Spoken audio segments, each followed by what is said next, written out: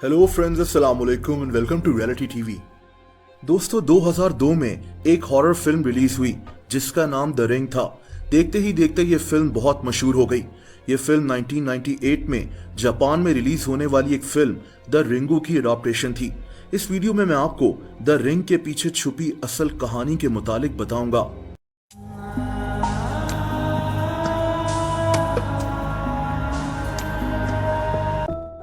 दोस्तों, the ring की कहानी ये थी कि एक औरत को एक वीडियो टेप मिलती है। जो भी इस वीडियो को देखता है उसके पास जिंदा रहने के लिए सिर्फ 7 दिन बचते हैं। इस वीडियो टेप में एक लड़की एक कुएं से निकलती हुई दिखाई देती है, लेकिन फिर ये लड़की देखते ही देखते टीवी से बाहर निकल आती है और सामने मौजूद इंसान को मार देती है।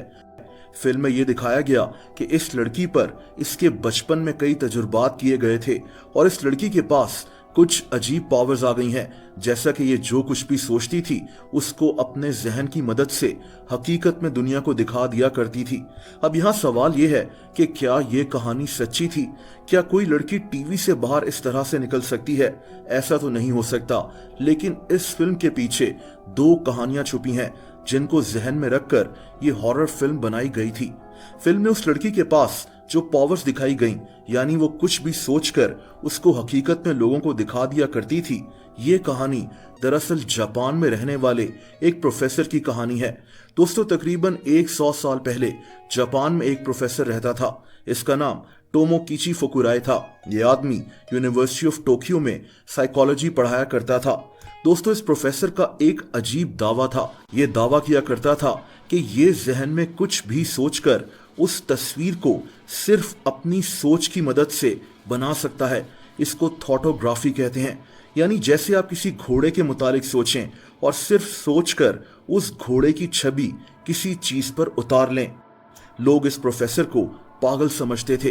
किसी ने इसकी बात का यकीन नहीं किया, यहां तक कि इस प्रोफेसर को यूनिवर्सिटी से भी निकाल दिया गया। लेकिन ये प्रोफेसर अपना काम करता रहा। इसने कुछ औरतों पर अपने एक्सपेरिमेंट्स किए। इसको लगता था कि ये औरतें अपने जहन में कोई भी तस्वीर सोचकर उसको अपनी सोच से ही ड्रॉ कर सकती हैं। दोस्तों, उन्हीं में से एक औरत का नाम सराको था।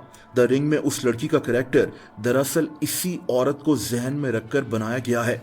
द रिंग में एक कुआं भी दिखाया गया जिससे ये लड़की निकलती है। दोस्तों, इस कुएं की असल कहानी भी काफी अजीब है।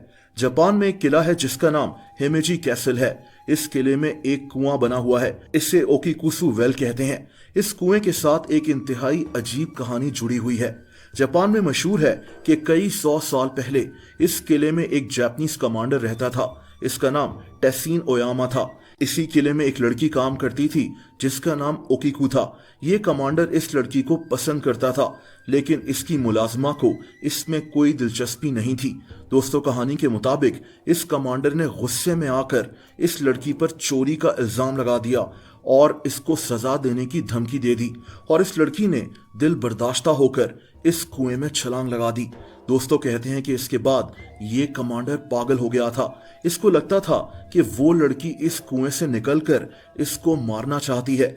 ये रात को सो भी नहीं पाता था और आखिरकार ये आदमी अपने होश खो बैठा। लोग आज इस कैसल और कुएं को हॉन्टेड मानते हैं। कुछ लोग कहते हैं कि इस कुएं के नीचे एक खुफिया रास्ता बना हुआ है जो इस महल से बाहर जाता है। बहरहाल, द रिंग में वो लड़की जिस कुएं से निकलती है वो यही कुआं है। यानी द रिंग को बेसिकली जापान की 2 इंतहाई अजीब कहानियों को मिलाकर बनाया गया है। जापान में एक राइटर है जिसका नाम कोजी सुजुकी है। इसी ने द रिंग सीरीज की बुक्स लिखी थी। 1998 में इन्हीं बुक्स के ऊपर द रिंगू नामी फिल्म बनी और 2002 में हॉलीवुड ने इसी फिल्म को जहन में रखकर द रिंग नामी फिल्म बनाई, जिसको आज भी एक क्लासिक हॉरर फिल्म माना जाता है। हेलो फ्रेंड्स, अस्सलाम वालेकुम and welcome to reality TV. दोस्तों, मौत हम सबको आनी है, चाहे हम कुछ भी कर लें। इस वीडियो में मैं आपको कुछ ऐसे पाकिस्तानी फनकारों के मुतालिक बताऊंगा जिनकी मौत बहुत कम उम्र में हो गई। दोस्तों, वहीद मुराद बिलाशुबा पाकिस्तानी सिनेमा के एक बहुत बड़े नाम थे। इन्होंने 124 फिल्म्स में काम किया था। वहीद मुराद की वफात सिर्फ 45 साल की उम्र में हो गई थी। ये 23 नवंबर 1983 की तारीख थी।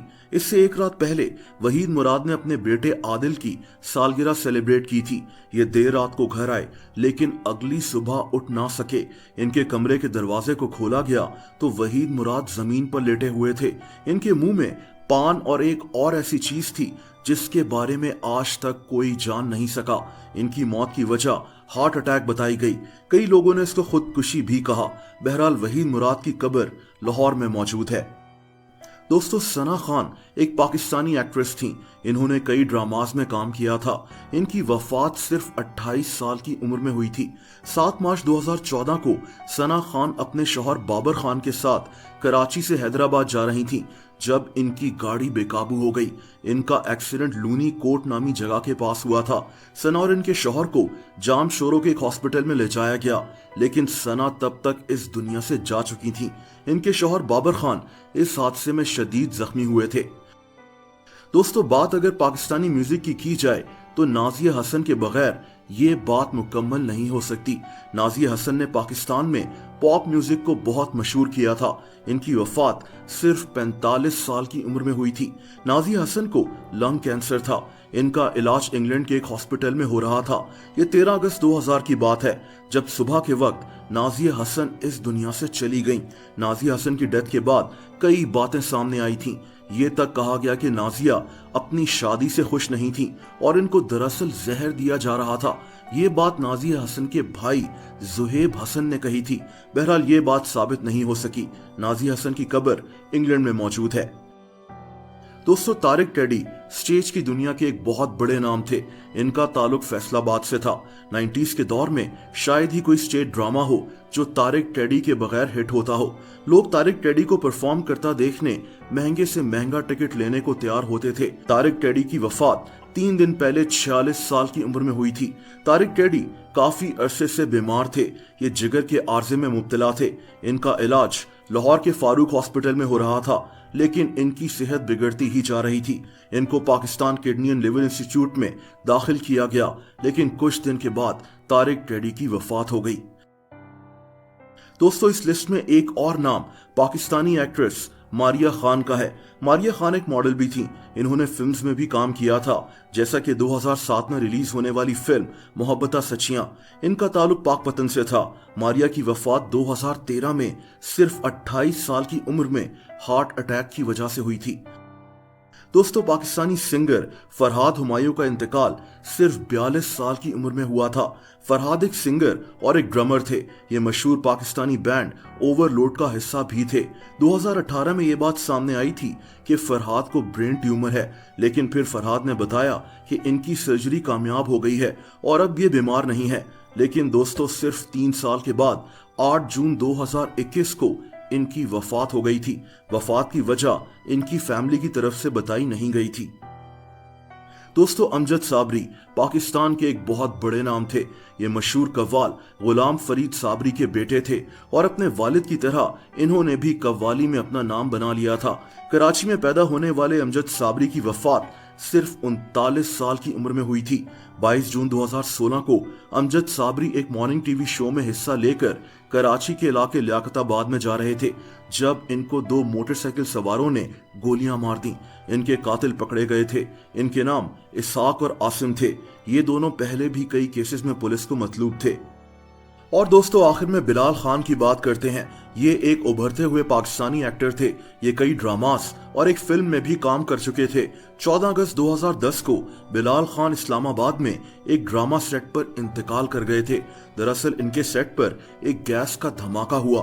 बिलाल इस धमाके में शदीद जख्मी हो गए थे और बच नहीं सके।